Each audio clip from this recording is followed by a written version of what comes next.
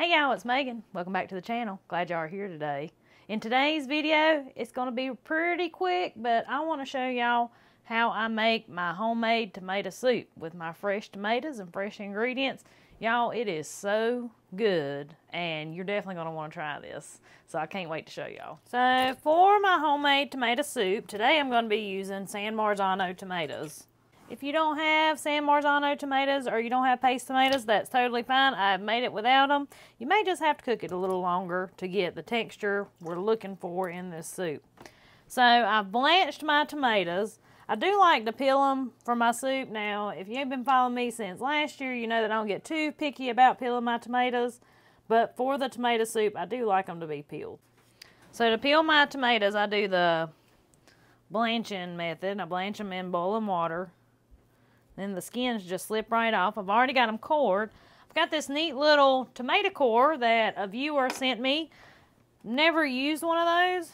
But that little thing it made it a lot faster to core these little tomatoes, which these San Marzanos don't have much of a core anyway. But that little thing was pretty nifty. Now we're going to add about 4 cloves of chopped garlic. I don't get too carried away with how fine I chop that. Well, because we're going to run this through our food mill here in a little while. So, I chop it up pretty good, but I don't get too carried away with it.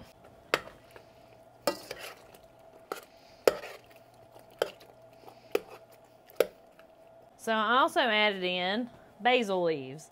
These basil leaves are just rinsed off from the garden. I love the taste of basil and tomatoes together, so I always put some in my tomato soup. I don't worry about chopping them or anything. I just rinse them off, pull them off the stem, and put them in the pot. We're also going to put us a banana pepper in there. Now, ideally, it would be like a green bell pepper. Ain't got none right now, so banana pepper it is. And I've made this with banana peppers. It's still good, I promise. I don't get too carried away with how I chop this up, because these peppers are going to get good and soft too, so that flavor is going to go through when we run this through the food mill. I'm also going to put me a little jalapeno in there.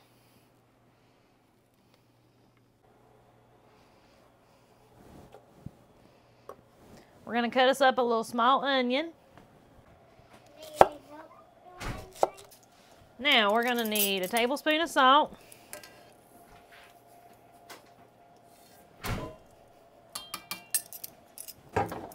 A tablespoon of sugar. You can leave it out if you want to. Totally optional. Of course, any of the ingredients in this recipe, I'd say except for maybe the salt, are totally optional. We're going to do a whole teaspoon of black pepper.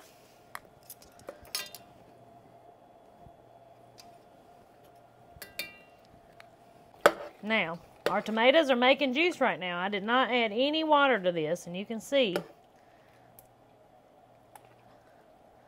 And you can see the juice that's already being made there.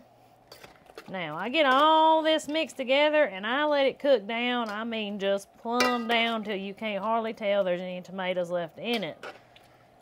So, I'll probably let it sit here and simmer at least an hour, at least. And it already smells fabulous.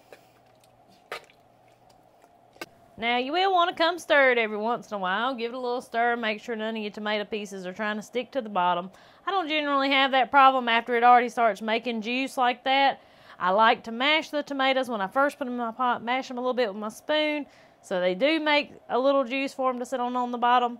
But it's as simple as that.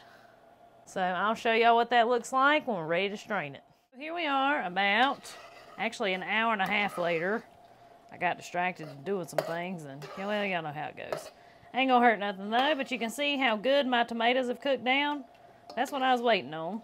So now we're gonna run this through our food mill into another pot and keep letting it cook till it gets to the texture we're looking for. Now this right here, I believe it's known as a food mill. This is an old one. I keep my eye out at antique stores, things like that. Goodwill.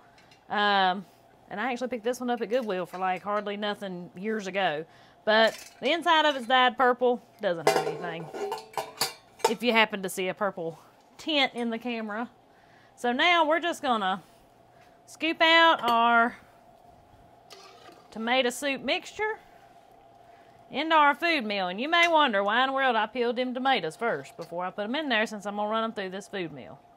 The reason being, I didn't want a whole lot of skins floating around while it was cooking like this, and plus them skins sometimes want to stick to the bottom of the pot, and I'd just soon get them out of the way.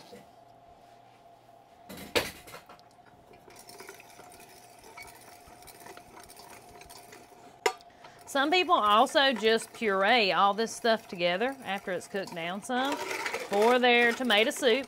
I've done it that way too. I do prefer the texture. I like the texture it makes doing it this way. But that's all just, you know, personal preference and all in what you got to work with.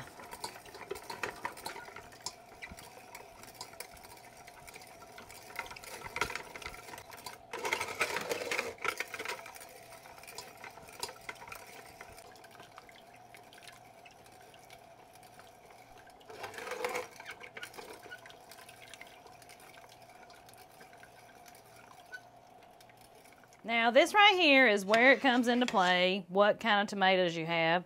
And the reason it matters is these paste tomatoes ain't full of juice like your regular run-of-the-mill, you know, tomatoes.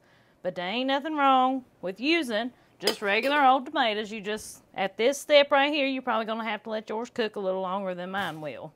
So right now, here is the consistency of it. It's still, you know, not as thick as I want it. I like my tomato soup to be kind of thick and a little thicker than this. So I'm just going to let this continue to simmer. But see, there's really no seeds except for maybe a few tiny ones. There's no big chunks of anything.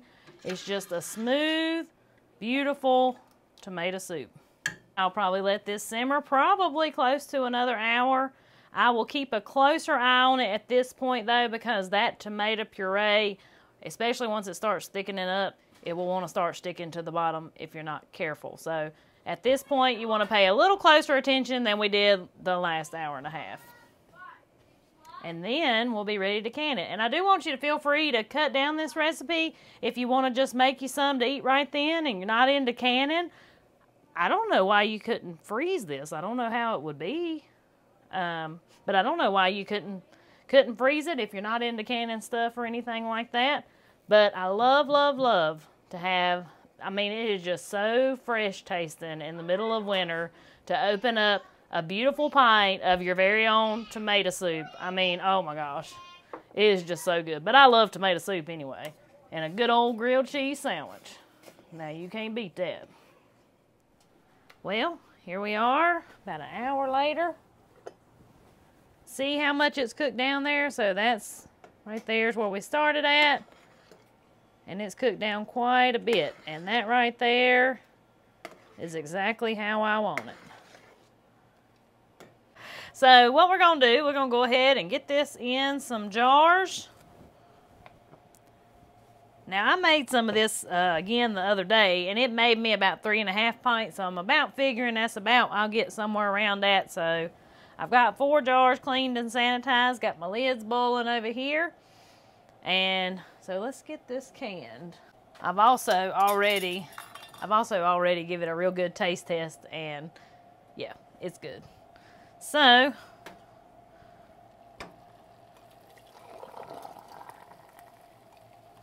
it is suggested to water bath this.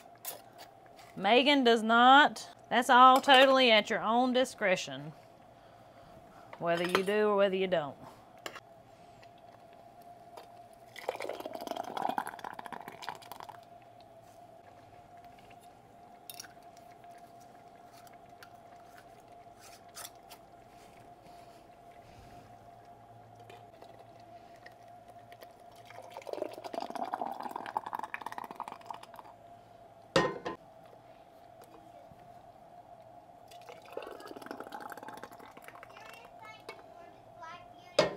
Well, y'all, there it is. That's how you make your very own homemade tomato soup from your fresh stuff coming out of the garden. It takes quite a few tomatoes, of course, to get what I got here, but as I said just a few minutes ago, it is so worth it in the wintertime. Anyways, guys, I hope y'all really enjoyed today's video. Hope you might have learned a little something. And until we see y'all on the next one, y'all have a good one.